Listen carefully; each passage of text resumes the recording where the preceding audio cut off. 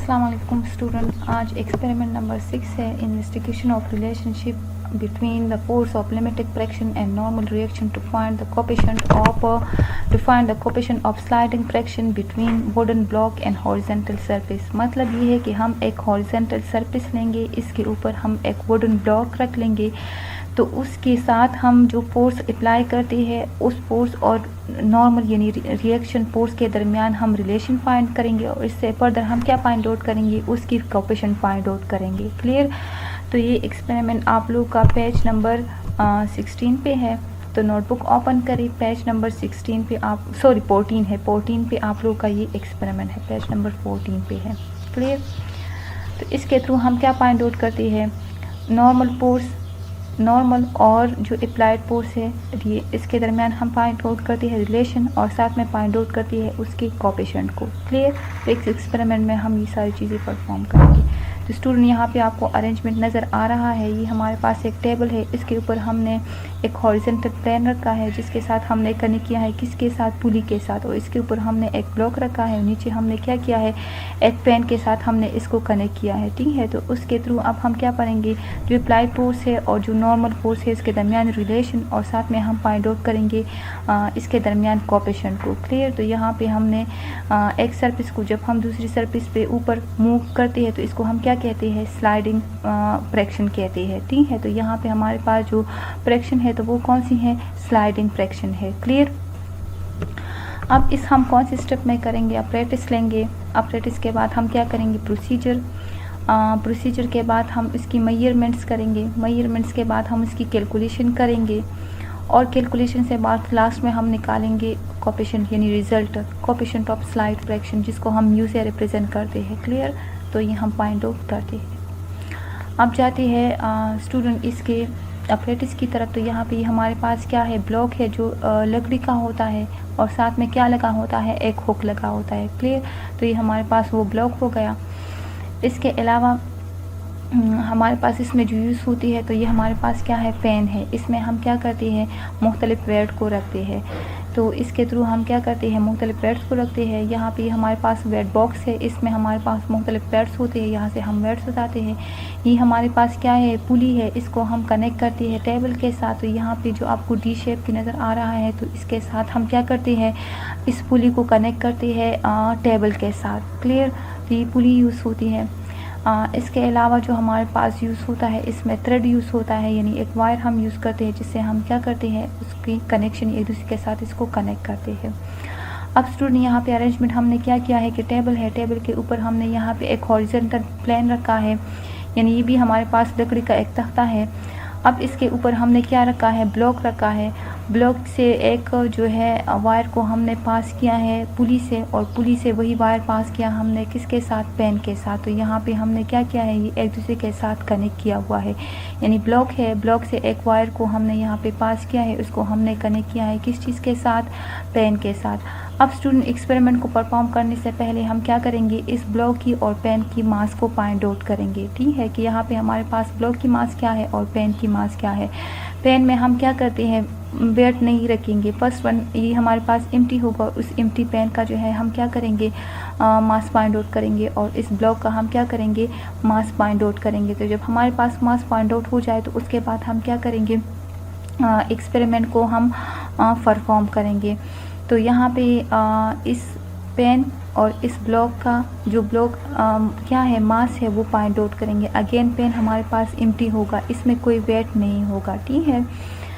तो यहाँ पे हम इसके लिए जो वेट फाइंड आउट करते हैं, सपोज सब यहाँ पे हमने ब्लॉक और पेन का जो वेट फाइंड आउट किया है, तो यहाँ पे वेट और ब्लॉक जो है जिसको हम m1 से रिप्रेजेंट करते हैं वो हमारे पास 80 ग्राम है, सपोज 80 ग्राम है, और जी की वैल्यू हमारे पास क्या है, 980 सेंटीमीटर पर स्क्वायर है। ये हम CGS सिस्टम में ले रहे हैं, मास को ग्राम में और एक्सेलरेशन को सेंटीमीटर स्क्वायर में ले रही है। सपोज पेन की जो वेट है वो हमारे पास क्या है, जिसको हम m3 से रिप्रेजेंट करते हैं, इसको भी हम जी के साथ मल्टीप्लाई करते हैं। तो पेन की वेट हमारे पास 20 ग्राम है और 980 के साथ हम मल्टीप्लाई करेंगे, तो ये हमारे पास ब्लॉक का वेट और पेन का वेट आ जाएगा। ठीक है।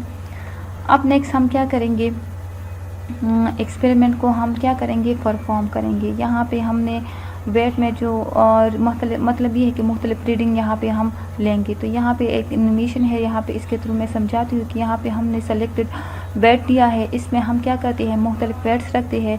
तो ये हम बहुत एहतियात के साथ यूज़ करेंगे, मतलब ये है कि ऐसे यूज़ करेंगे कि अपने हाथों की मूवमेंट की वजह से ये ब्लॉक मोशन स्टार्ट ना करे, तो ये इसकी वजह से हम बहुत एहतियात करेंगे।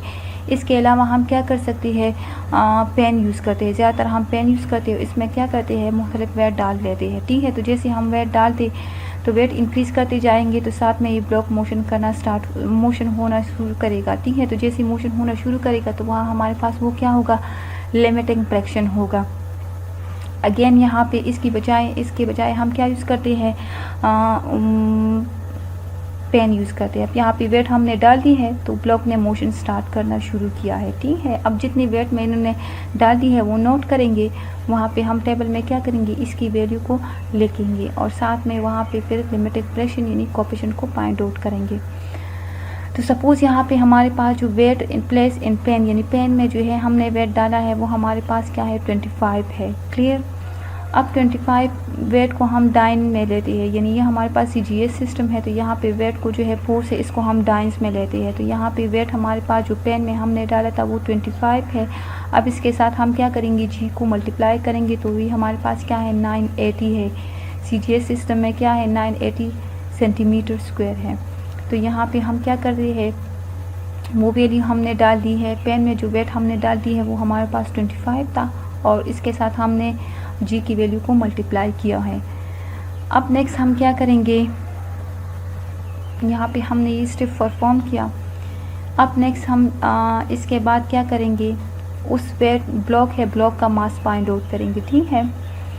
तो यहाँ पे ये ब्लॉक है, इसके ऊपर हमने कोई फर्स्ट वन में कोई वेट नहीं रखा, ठीक है, इसके ऊपर कोई वेट नहीं है।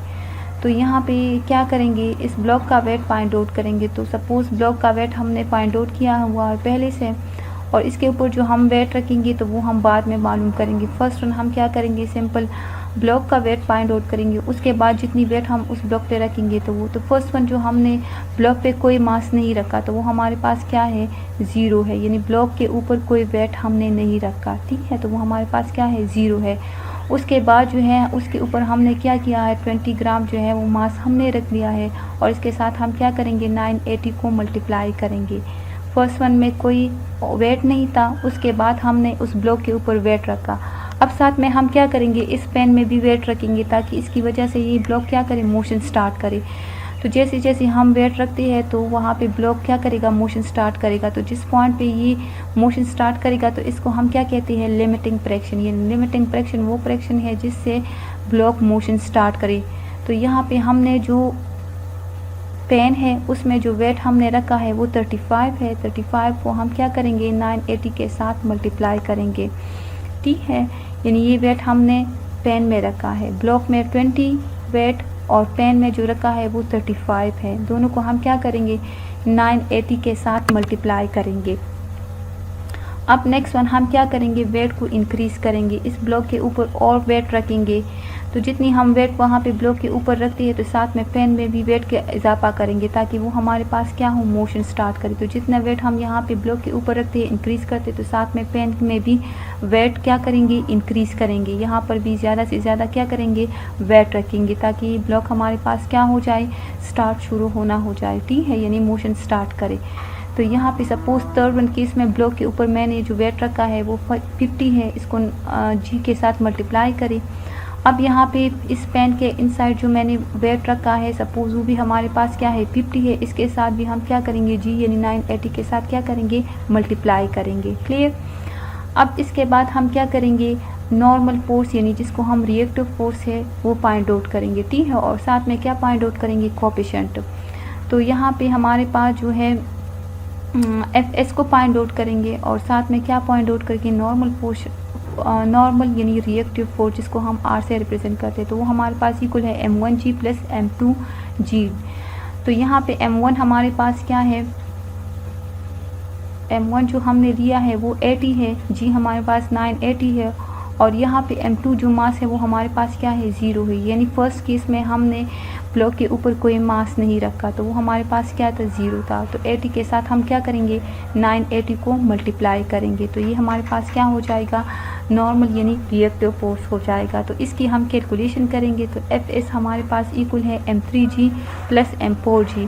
तो यहाँ पे हम क्या करेंगे, m3g की वैल्यू पुट करेंगे, तो वो हमारे पास क्या है, पेन में जो हमने वेट डाला था वो हमारे पास कितना है, 20 है। इसके साथ हम क्या करेंगे, 980 को मल्टीप्लाई करेंगे, और साथ में m4g, तो m4 हमारे पास कितना आया है, 25, और इसके साथ हम क्या करेंगे, 980 को मल्टीप्लाई करेंगे। तो इनसे हमारे पास जो रिज़ल्ट आएगा, इनको कैलकुलेशन करके हमारे पास जो रिज़ल्ट आएगा, तो वो हमारे पास क्या है, 45 मल्टीप्लाई 980 है। तो ये हमने कैलकुलेशन की है। अब इसके बाद यही प्रोसेस हम इन दोनों बाकी रीडिंग के लिए भी करेंगे, जिस तरह हमने फर्स्ट वन के लिए किया है। अब यहाँ पे सारी कैलकुलेशन हम उसी प्रोसेस से करेंगे। अब लास्ट में हम क्या करेंगे, कोएफिशिएंट। तो कोएफिशिएंट हमारे पास किस चीज़ की इक्वल है, fraction force divide by normal force. तो यहाँ पे हमारे पास जो लिमिटिंग फ्रैक्शन फोर्स है उसकी value divide by normal reactive force है। तो कोएफिशिएंट ऑफ फ्रैक्शन फोर्स हमारे पास क्या है, 45 मल्टीप्लाई 980 है, divide by normal reactive force हमारे पास फर्स्ट वन के लिए क्या है, 80 मल्टीप्लाई 980। तो इसको सब जब हम एक दूसरे पे मल्टीप्लाई करते हैं और डिवाइड करते हैं तो 0.5 हमारे पास आता है। तो मतलब ये है कि कोएफिशिएंट की वैल्यू हमारे पास क्या है, 0.56 है। इसकी कोई यूनिट नहीं है क्योंकि हमारे पास क्या है, सेम क्वांटिटी है। तो जब हमारे पास सेम क्वांटिटी आ जाए तो इसकी हमारे पास सेम रेशो आ जाए तो इसकी कोई यूनिट नहीं होती। दोनों फोर्सेस है तो इसकी यूनिट हमारे पास एक दूसरे के साथ कैंसिल हो जाती है। तो यहाँ पे हमने इस सारी की कैलकुलेशन की है, तो हमारे पास जो कोएफिशिएंट है हर एक के लिए अलग अलग आया है, यहाँ पे जिस तरह आपको टेबल में नज़र आ रहा है। तो उसके बाद हम क्या करते हैं, इसकी ग्राफ को ड्रा करते हैं। तो जब हम इसकी ग्राफ को ड्रा करें तो ये ग्राफ हमारे पास फ्रैक्शन फोर्स और जो है इसके बाद हम तीनों वैल्यू की एवरेज लेंगे और क्या करेंगे, 3 पे डिवाइड करेंगे। तो यहाँ पे हमारे पास मीन यानी एवरेज कोएफिशिएंट की वैल्यू आ जाएगी। तो जब मीन एवरेज कोएफिशिएंट की वैल्यू आई है उसके बाद हम क्या करते हैं, ग्राफ ड्रा करते हैं। तो ग्राफ हमारे पास जो है फ्रैक्शन फोर्स और रिएक्शन फोर्स के दरमियान होता है, यानी फ्रैक्शन फोर्स और जो रिएक्शन नॉर्मल फोर्स है तो ये इसके दरमियान जो ग्राफ आता है तो बिल्कुल क्या आता है, स्ट्रेट लाइन आता है। मतलब ये है कि जितना हम फ्रैक्शन फोर्स इंक्रीज़ करते हैं तो साथ में हमारे पास रिएक्शन फोर्स भी क्या होगा, इंक्रीज़ होगा। यानी फ्रैक्शन फोर्स और रिएक्शन फोर्स के दरमियान हमारे पास क्या है, डायरेक्टली रिलेशन है। तो एक स्ट्रेट लाइन हमारे पास आएगा।